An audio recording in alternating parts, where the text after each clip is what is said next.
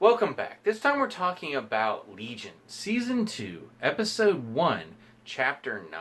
Now, the first season ended on a pair of cliffhangers, with the Shadow King escaping with Oliver, and then David being whisked away in the little flying orb that we didn't know where it came from or where it was going. So there was a lot of ways they could have begun this second season, and I'm talking about in the actual opening moments of this episode. And there was no way I could have predicted anything that happened in this episode. But the first 10-15 minutes were absolutely insane. And that's sort of the point when it comes to this show. But oh my god. I try not to take too many notes because I don't want these videos to be too long.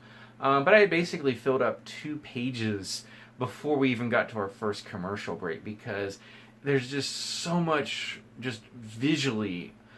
with the music, the sound effects, the set design, everything that we get in these opening minutes, and then frankly everything that we get afterwards as well, is just so much sensory overload.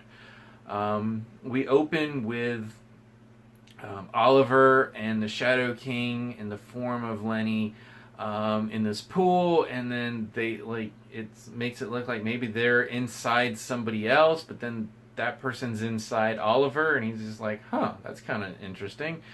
No idea really what to make of that. Then we get the rescue of David, and this opens up a number of doors. One is that there's some kind of infection going on, and the show did a really good job of setting up these mysteries, and really not overdoing playing coy with giving us answers to these. They did dole it out in a pretty nice fashion, so we weren't just overloaded with all of this new information. I really thought how they paced this episode was just phenomenal. The only time it was like a little obvious that they were playing coy was when David was talking to Tommy, and he didn't tell him how much time had actually elapsed when David's thinking that it's only been a day. Tommy lets Sid give him that answer, and that's when we find out that it's been 362 days since that night on the porch, during which that Sid had thought that David might be dead. They had no idea where he was going. But more practically, our heroes have joined with Division 3 to combine their efforts to, I guess, in some ways to temper Division 3 so they don't just fear all mutants. And they actually say the word mutant twice in this opening episode, which is about as many times as they used it in the entirety of the first season.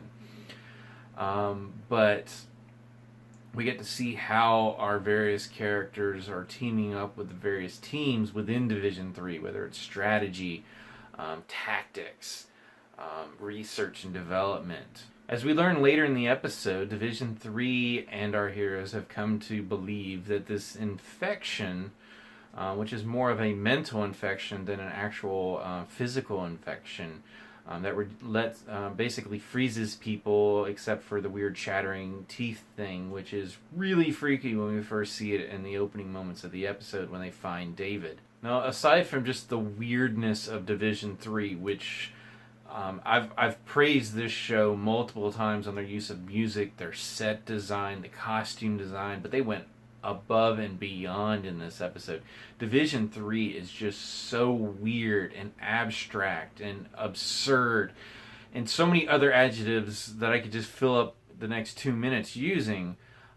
They just went crazy with this set design. Presumably this is going to be some of the main sets for this season, because I will give them credit for also essentially just resetting the series in a totally new status quo than what we had in the first season. And that status quo obviously is that our heroes are working with Division 3. They're trying to track down Oliver and the Shadow King, and as we learn, trying to find the Shadow King's original body, Farouk, before he does. And that's sort of the race. And that seemed to be the main plot moving forward until we get the surprise reveal at the end, when we finally get some memories of David after he's in the orb, where he has a vision of Sid, who says that she's from the future and that she is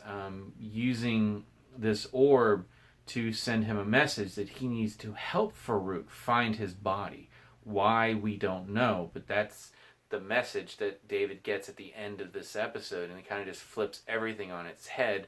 After everything had pretty much gotten flipped on its head multiple times throughout the course of this episode. Of course, if we learned anything in the first season, we don't know what we can believe, what's real, what's fake, what has been fabricated, and frankly, just, if any of this is real at all. We don't know.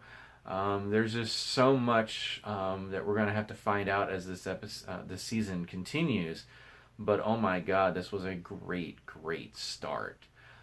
There was so much abstract quality to this episode that I could, again, spend a half hour just talking about that. But I want to get into some of the particulars on where we find our characters after this 1-year break.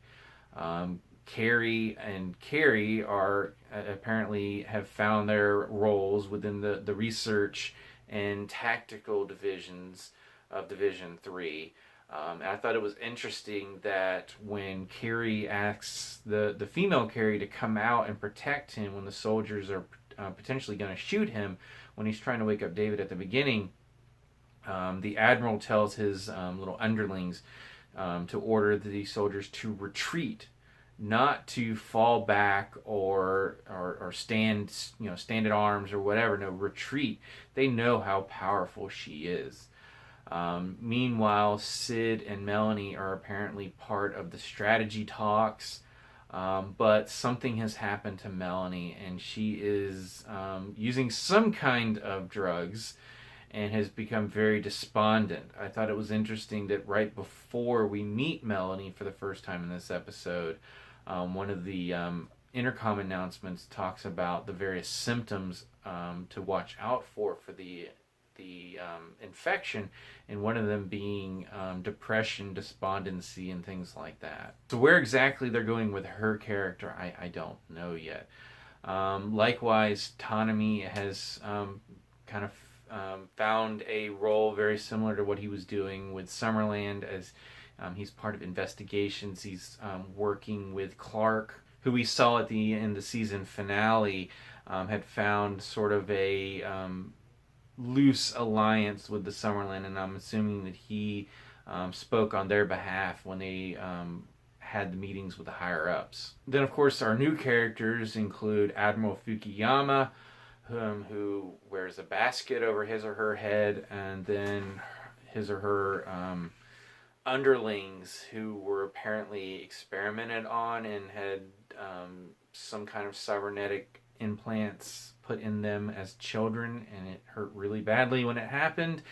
I have no idea where this is going. A lot of these more obscure X-Men characters I'm not familiar with, so I'm going into this as really not knowing a whole lot from a comic book perspective, just going in and enjoying the show for what it is. Outside of setting up the new mission and telling us where our characters are at, a lot of this episode was devoted to rekindling the relationship between Sid and David, since they have to deal with the fact that he's been gone, and from her perspective, for almost a year, and from his perspective, it's been a day. I was glad that they didn't try to have her be distant in the beginning. They kind of rekindled things pretty well.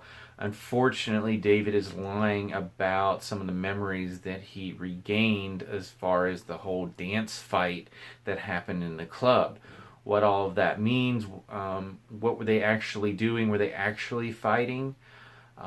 We don't know yet. But we do find out in the end when we have David's presumed memory of him being in the orb and seeing Sid from the future, that she had the compass around her neck, which is what he gives her in this episode. So was that a chicken or the egg kind of thing? Did he give her the compass because he saw it in his vision? But we don't really know if he actually had regain that memory until that very end, which is after he gave her the compass. So definitely a lot of interesting things as we're talking about this memory and why I think it could be something less concrete than an actual memory is that we had throughout this episode the various chapter breaks where the voiceover is talking about various psychoses and delusions. And just before he has the memory come back, we see the interlude about delusions with the creepy oil baby chicken and how it can overtake other ideas and how it can become what you believe. Right after that, or shortly thereafter, we have David lying to Sid about that he's not remembering things. And the next time we see them, they're in his white room, and we see the delusion crawling under his bed. Was that a result of him lying? Or was that the birth of a new delusion, which is the memory that he gets upon sleeping after that? It was interesting timing that we had the symbol of a delusion right before he gets that memory back. So what all does that mean? I have no idea, but we obviously have a lot ahead of us in this season. They did not let us off easy, and I'm frankly very glad of that and really enjoying this season. Really enjoyed this episode and can't wait to see what happens next. I don't want to get this video too long since it's just the first episode of the season. So at this point, I'm going to turn it over to you. What did you think about it? What did you think about some of my ideas as far as the delusion and the memory and anything else that happened in this episode you want to talk about? Comment below. I will definitely respond. As always, you can subscribe to my channel. Check out some of my other TV and movie reviews. And until next time, if you're going to eat breakfast, eat it from a lazy river buffet.